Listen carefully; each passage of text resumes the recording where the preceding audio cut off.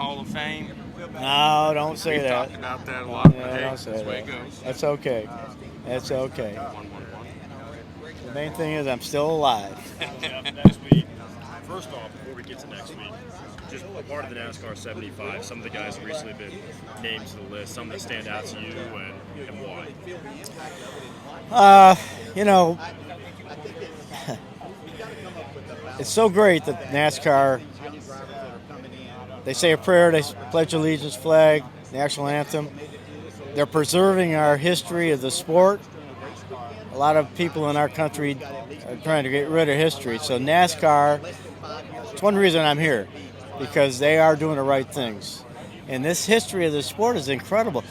Herschel McGriff ran the first race here at Darlington, and he's still going strong, 95 years old. So the history is so important to all of us, and thank goodness that NASCAR's preserving that. And to see all these guys, I raced against some, didn't race against some. If you notice on stage, I'm the shortest guy there. I told them all, I said, when I was in the race car, I wasn't afraid of any of you. But now I see how big you are. I won't mess with you anymore. But yeah, I'm just thrilled to be here. When you think about preservation, right?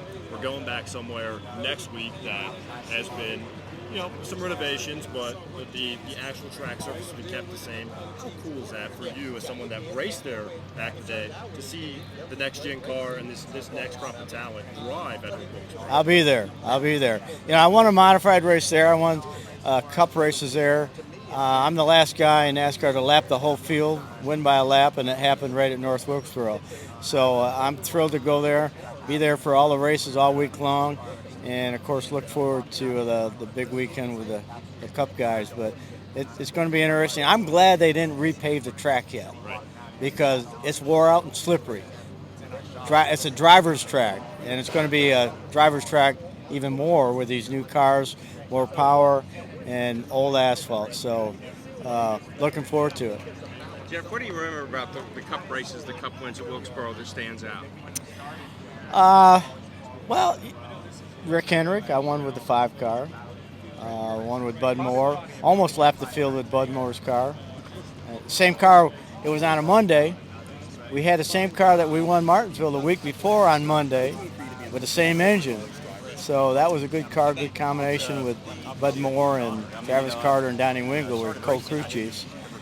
And then, of course, with the 7 car on Hoosiers, I was a Hoosier guy. Bill France wanted me to run those tires because he thought it might lose Goodyear, the tire supplier, and we lapped the whole field.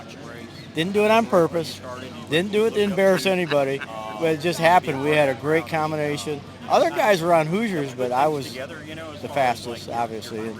So, yeah, a lot of history at North Wilkesboro. I can't wait to go back. What kind of race do you think we'll see? These guys aren't used to tracks that slick and tires wearing out. Wait a minute. A lot of these young guys come from the short tracks, the small short tracks, the slippery ones, so they're used to it. So the late model guys might have an advantage because they're all about tire management. And I'm telling you, it's going to fit right into their wheelhouse, and it's going to be a great show. I talked to Bobby Labano. He ran a modified there. He said, man, that track's wore out. You just got to save your tires. Well, yeah, that's a key there. So we'll probably see some of that, but the races are pretty short, so they're going to have to go hard. It's going to be interesting to see who manages their tires and the track the best. So what's it feel like to have this track that you were successful at that's been closed so long back open and having such a big race? They should never have closed it. We all know why, or we know why. They needed the dates for another couple tracks. Glad it's opening. That's a real racetrack. Drivers like real racetracks. When they kept building these mile-and-a-half tracks, drivers were saying, don't do it. Build a small track. But they didn't listen to us. So it's great they're going back to a small track, short track, downhill in the front straightaway, bank corner, uphill in the back straightaway. It's going to be a ball. Jeff, how would you handle the next gen car? Like, how would your driving style I never sat in the next gen car. I sat in Jeremy Clemens' car yesterday, Xfinity car. It was Levi Garrett paint job. So I got to sit in that before the race, but Never. This is the first time I've seen the next gen car in person. That's how long I've been away from the track. And of course, I watch every week. These guys are working hard. The young guys are good. I didn't get a cup ride until I was 32. You see kids out there 18, 19, 17. That's crazy. And they're good. So I don't want to be out there. I don't want to have to compete against this talent because it's really good. And if you could place any one of the drivers that are currently driving on the list into your era, who do you think would be the best at it? Me. I drove modified, so and not too many people know that I'm writing a book.